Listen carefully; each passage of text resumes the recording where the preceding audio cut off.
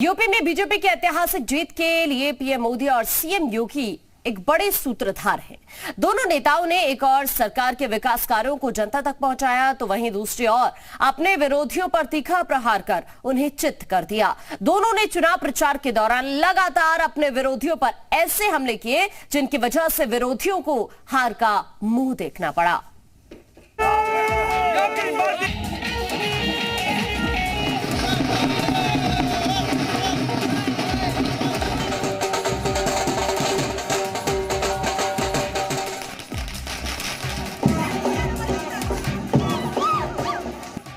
UP में BJP Holi से पहले ही होली के रंग में रंगी नजर आई।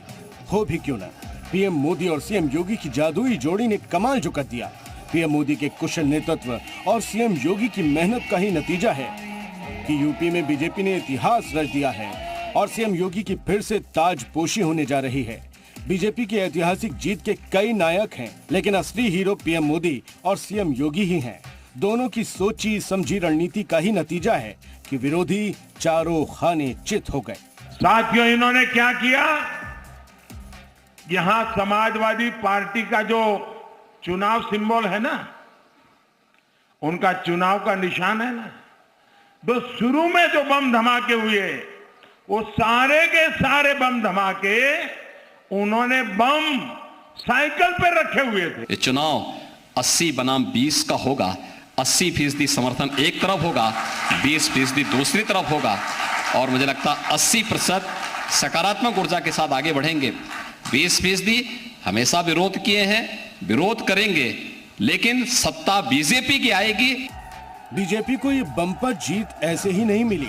एक ओर पीएम मोदी और सीएम योगी यूपी के इतिहास की नई इबारत लिख रहे थे, तो वहीं विपक्षी दल जिन्ना की तुलना देश के महापुरुषों से करके अपनी भद्द पिटवा रहे थे। शायद यही वजह थी कि सीएम योगी चुनावी नतीजों से पहले ही जीत को लेकर आश्वस्त थे। जिन्ना देश को तोड़ने वाले हैं, दोनों समकक्ष नहीं हो सकते। सरदार पटेल राष्ट्र नायक हैं, लेकिन भाइयों बहनों, जिन्ना भारत की एकता को खंडित करने वाले हैं। लड़ाई बड़ी थी, इसीलिए हमले भी जोरदार और सटीक निशाने पर किए गए। एक और अखिलेश यादव ने दलित नेता चंद्रशेखर को नाराज कर बैठे बिठाए दलितों की नाराजगी मोल ले ली, तो वहीं दूसरी तरफ रही सही कसर पीएम मोदी के इस बयान ने पूरी कर दी। एक गौर परिवारवादियों के घर के चक्कर कौन काटेगा, उनके पास कौन जाएगा? एक गौर परिवारवादी चाहते हैं कि गरीब हमेशा उनके चरणों में रहे। कहा जाता है कि अपने दुश्मन को कभी कमजोर नहीं समझना चाहिए। पीएम मोदी और सीएम योगी ने भी ऐसा ही किया। दोनों अपनी जीत को लेकर आश्वस्त जरूर थे, लेकिन अपने विरोधियों की कमजोर नस पर लगातार हमला करते रहे। एक कट्टा और सट्टा वालों को खुली छूट दे रखी थी।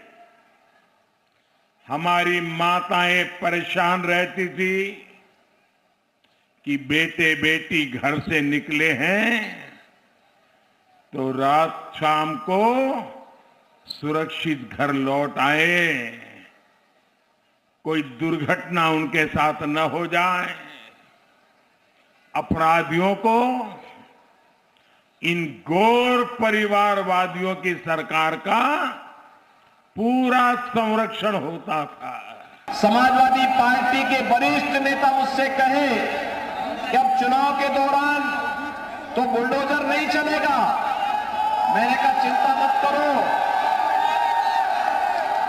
कभी कभी उस बुलडोजर को रेस्ट भी चाहिए होता है। तो चुनाव के दौरान मैंने पूरे प्रदेश के बुलडोजर को मरम्मत के लिए भेजा हुआ है। तो लोगों ने कहा क्या करेंगे इसके बाद? मैंने कहा उसका असली काम तो 4.5 वर्ष तक जो लोग अपने बिलों के अंदर छुपे हुए थे और चुनाव की घोषणा के बाद जब बिलों से आके रेंगने लग गए हैं, अब ये चिन्हित हो गए हैं। 10 मार्च के बाद फिर बुलडोजर का काम जब प्रारंभ होगा, तब के लिए हम मरम्मत करवा रहे हैं, चिंता मत करो। अभी हिंदुत्व के ब्रांड एम्बेसडर, विकास के रोल मॉडल और उनकी बेदाग छवि ही पीएम मोदी और सीएम योगी को बाकी नेताओं से अलग खड़ा करती है। इतना ही नहीं, दोनों की राजनीतिक समझ का भी कोई सानी नहीं है। यही वजह है कि बीजेपी यूपी में इतिहास लिखने में कामयाब हुई। ब्यूरो रिपोर्ट, जी मीडिया।